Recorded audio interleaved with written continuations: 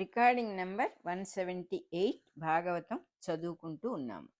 నీవొక్కడవే, నీయందు మహత్తు అహంకారము మొదలైన విశ్వము వేరుగా ఉండుట నీ మాయ.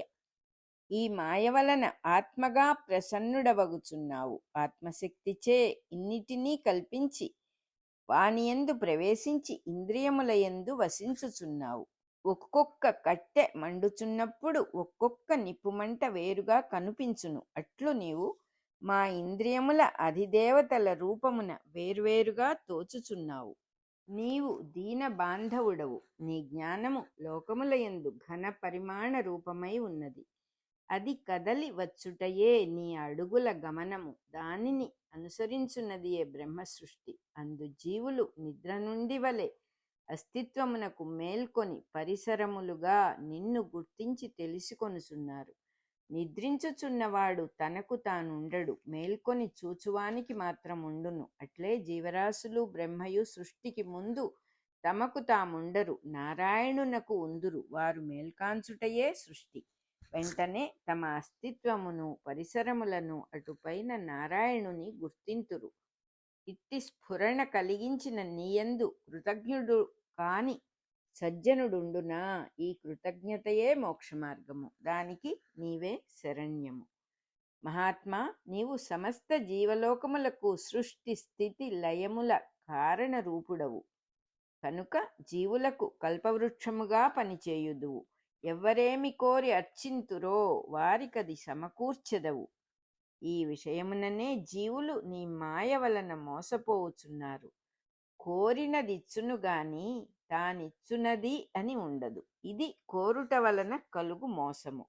కోరని వారికి తానే నిర్ణయించును కనుక కోరని వారికి ఇచ్చునట్టి స్థితిని కోరిన వారు పుచ్చుకొనలేకపోవుచున్నారు. కనుక ఎక్కువ మంది మోసపోయి ధర్మార్థ కామ మోక్షముల కొరకు నిన్నర్చించుచున్నారు.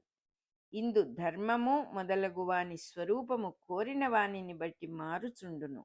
కోరని వారి ధర్మమునకు ప్రభువు అచ్యుతుడు, కోరిన వారి ధర్మమునకు ప్రభువులు కోరినవారే.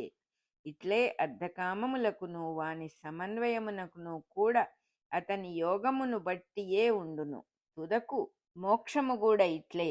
మోక్షము అన ఉపాసకుడు ఏమనుకొనుచున్నాడో అదియే దక్కును గాని సకల బంధ విమోచనము దక్కదు. మోక్షమును గూర్చి తనకు గల అభిప్రాయములు తనను బంధించును. అప్పుడు మోక్షము అను పేర జీవుడు బద్ధుడగుచూ దాని కొరకై ప్రయత్నించుచూ చచ్చుచూ పుట్టుచుండును. ఇదియే విష్ణుమాయ. త్రిగుణములచే ప్రకాశించు దేహమును ఆధారముగా కొని అనుభవించు సుఖములను మనస్సున పేర్చుకొనుచు వానిని ధర్మ అర్థ కామ మోక్షములు అనుకొనుచున్నారు. దానితో విషయ సుఖములు సంక్రమించి నరకము అనుభవింపబడుచున్నది. నీకు పూజాధికముల రూపమున తమకున్నది సమర్పించు దుర్బుద్ధి మాని తమ్ము సమర్పణ చేసుకొను వారికి సంసార తాపములను నివారించుచున్నావు. అట్టివారి కథలను నీ కథలుగా అనుభవించువారు నిజమైన మోక్షమును పొందుచున్నారు. నీ చరణ కమలములను ధ్యానము చేయుట వలన కలిగిన అనురాగము ఉల్లాసము, నీ లీలలను వినుట వలన కలిగిన మహదానందము తాము స్వంతముగా పరబ్రహ్మమును ధ్యానము చేయు వారికి లభింపవు. వారి ఆనందము వారికే గాని నీ ఆనందము వారికి రుచి తెలియదు. ఇక రాక్షస బుద్ధి కలిగి జీవించువారు యమభటుల విమానములలో కొనిపోబడుచు బెదరి నేలగూలుచున్నారు. వారి మాట చెప్పనేలా. నరజన్మలను 3 వర్గములుగా ధ్రువుడు విడదీసి చూపుచున్నాడు. 1 క్రూరకర్మలు చేసి యమదండనకు గురి అయి నేల కూలుచున్నవారు. 2 పరబ్రహ్మమును ధ్యానము చేసి తాము సృష్టించుకున్న ఆనందమును తామే అనుభవించుచు అది భగవంతుని స్వరూపము అని పొరపడు వెర్రివారు. 3 దేవుని చరణములను అర్చించుచు విశ్వప్రేమానురాగములను అభ్యసించి భగవంతుని కథలకు మనస్సును అర్పించి అతని రూపమైన సుఖమును అనుభవించు బుద్ధిమంతులు. వీరికి భగవంతుడు చింతామణి అనగా వారి చింతనము తానై వెలుగువాడు. ఈ 3 మార్గములలో నిన్ను భజింపదగిన నిజమైన మార్గమున నియమము చెందినవారై నీ మూర్తిపై భక్తియోగము కలవారు మాత్రము సాంగత్యము చేయదగినవారు. వారి సాంగత్యము దుస్తరమైన సంసార బాధలను అప్రయత్నముగా దాటించును. వారి సన్నిధిలో నీ సరస కథామృత రసమును గ్రోలి మత్తుడనై తరించెదను. మత్తుడనగా ఒడలు మరచి ప్రవర్తించువాడు. పరమభాగవతులను భగవంతుని మూర్తులుగా భజించుట వలన సంసార బంధముల యందు ఏమరుపాటు కలుగును.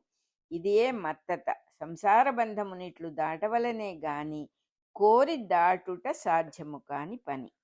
నిరంతరము నీ పాదపద్మముల సుగంధము లభించిన మనస్సు గలవారు ప్రియమైన మానవ దేహమును మరతురు. దానితో పొందదగు భార్యాసుఖము, సంతాన సౌఖ్యము, కోరికలు, మిత్రులు, ఇండ్లు, బంధువులు మున్నగు వానిని కూడా మరతురు. దేహమునే దైవధ్యానమున మరచినప్పుడు దేహముపై ఆధారపడు సుఖములు కూడా మరువబడును. కనుక వానిని పరిత్యజించుటకు వేరుగా ప్రయత్నము అక్కరలేదు.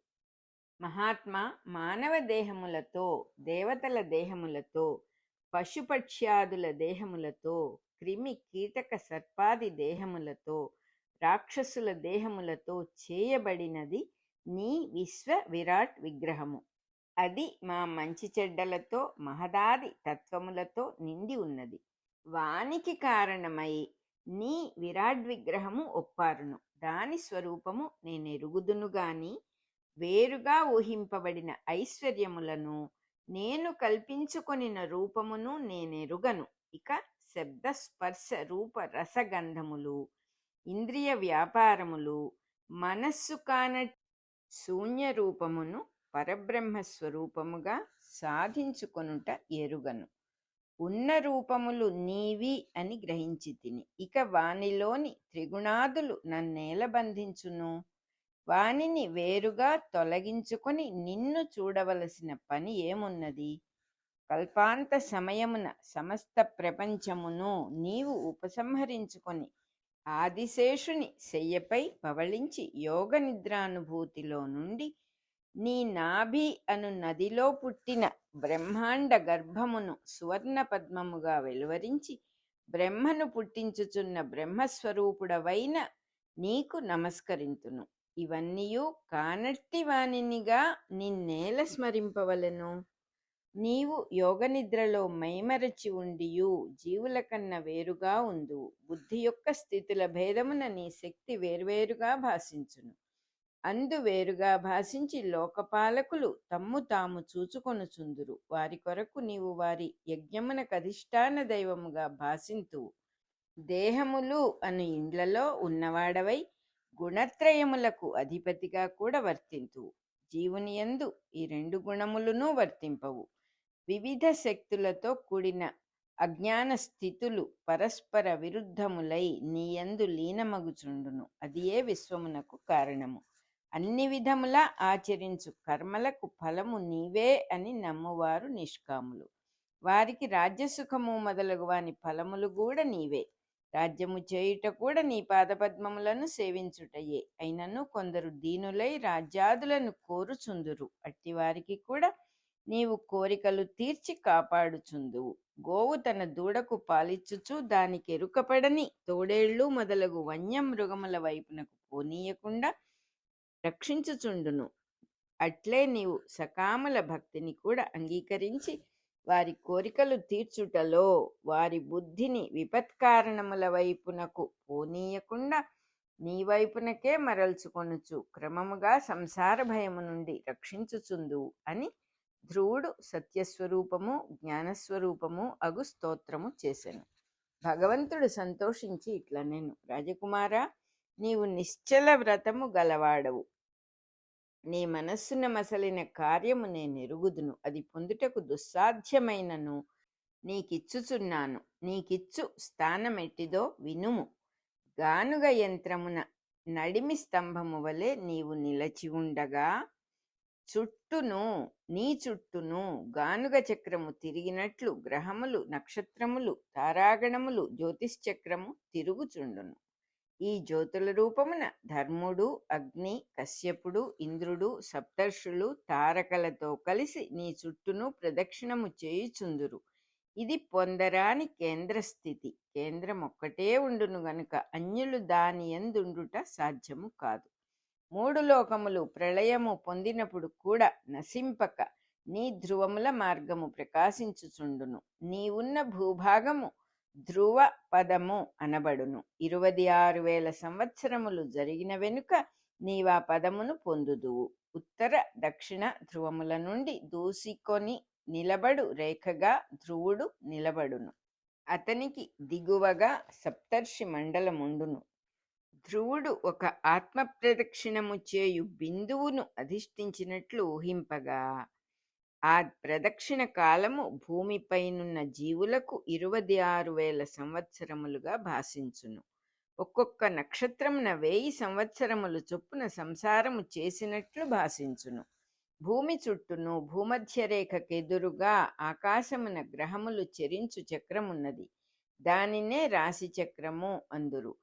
దానిని 27 సమభాగములు చేయగా నక్షత్ర చక్రము ఏర్పడును. ఒక పరిభ్రమణము పూర్తి చేయుటకు అనగా 27వ నక్షత్రమున ప్రవేశించుటకు 26,000 సంవత్సరములు పట్టును.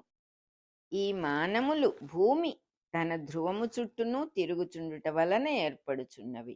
ఈ పరిభ్రమణమునకు నడుమ నిలబడు రేఖగా ధ్రువుడు స్థానము గొనును. అన్నియు పరిభ్రమించుచున్నను కేంద్రము అను ఈ రేఖ పరిభ్రమింపదు గనుక ధ్రువము లేక ధ్రువుడు అనబడును. మన రికార్డింగ్ నంబరు 178 అయిపోయింది.